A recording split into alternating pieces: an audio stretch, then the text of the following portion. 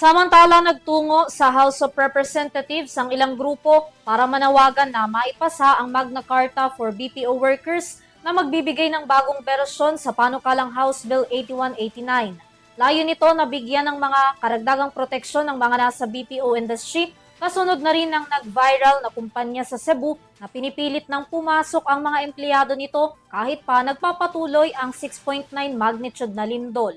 Narito ang detalye sa aking report. Nagtungo ngayong araw dito sa harap ng House of Representatives ang BPO Industries Employees Workers para ipanawagan ang dagdag na sahod at karagdagang karapatan para sa mga BPO workers. Yan ay matapos ang tumamang 6.9 magnitude na lindol sa Cebu kung saan ilang mga BPO workers ang sapilitang pinababalik sa kanilang mga trabaho kahit na may agam-agam ang mga ito sa kanilang kaligtasan. Bit-bit ang kanilang mga karatulang nagpapakita ng kanilang mga panawagan, isang maikling programa ang isinagawa ng BIEN kinatawan ng mga BPO agents sa harap ng House of Representatives kasama ang ilang hanay ng mga manggagawa.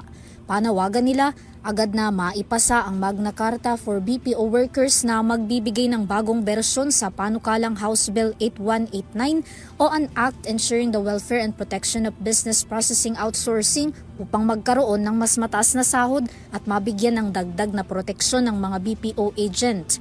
Ayon sa grupo, panahon na para tuluyang maisabatas ang panukala lalo na tila hindi ikinukonsidera ng ilang BPO company ang kaligtasan ng kanilang mga manggagawa sa gitna ng mga kalamidad gaya ng nangyari sa Cebu na pilit pa rin pinapapasok ang mga ito sa opisina para magtrabaho.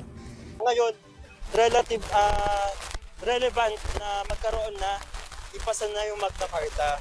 Hindi lang siya nakaikot sa pagtataas ng sahod, comprehensive siya sa sahod, karapatan at trabaho ng mga manggagawa sa Cebu. Yung nakaraan na nangyari sa Cebu, nagkataon lang din talaga. Yung mga ganong klaseng mga sitwasyon, yun yung mas lalong nagpapalakas ng demand na dahil kakulangan ng mga mechanism sa OSH standards, sa mga inspection sa mga companies, manifest na siya ng kakulangan coming from the government. Yung kakulangan na magkaroon ng protection sa ligtas na workplace. Ang patuloy din daw na pang-aabuso sa mga BPO agent para lang magtrabaho ang nagtulak palalo sa BIEN para isulong sa Kongreso ang panawagang madaliin ang pagpapasa ng House Bill 8189. Kaisa rin ng grupo ang Makabayan Bloc sa pagsusulong ng karapatan at kapakanan ng mga nasabing manggagawa, kaya naman formal na nilang isinumite ang nasabing panukalang batas. Today, ang Makabayan Bloc kasama ang BPO Industry Employees Union Network ay we are refiling the Magna Carta of BPO workers. Gusto natin na maproteksyonan ang kapakanan ng BPO workers. Pero halos isang dekada na wala tayong nale-legislate at laging binibing din sa committee yung efforts natin para magbigay ng mga additional protections na ito. Ang observations natin, lahat ng nakalagay sa labor code standards ay hindi po compliant ang ating mga BPO companies, even the occupational safety hazards. Ito nga po yung precisely yung pinaka nagpapakasakit sa mga welfare ng mga ating BPO workers dahil samantala, kabilang din sa nilalaman ng Magna Carta ang pagtaas sa sahod ng mga BPO workers mula 31,000 pesos ay gawing 36,000 pesos. Dagdag provision dun sa adjusted na wage. Kasi sa pag-aaral, dapat merong 1,200 per day. Yun yung nakabubuhay na sahod.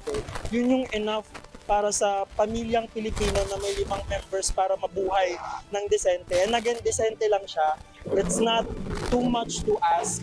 At sa pag-aaral naman, $38 billion yung kinikita ng buong industriya.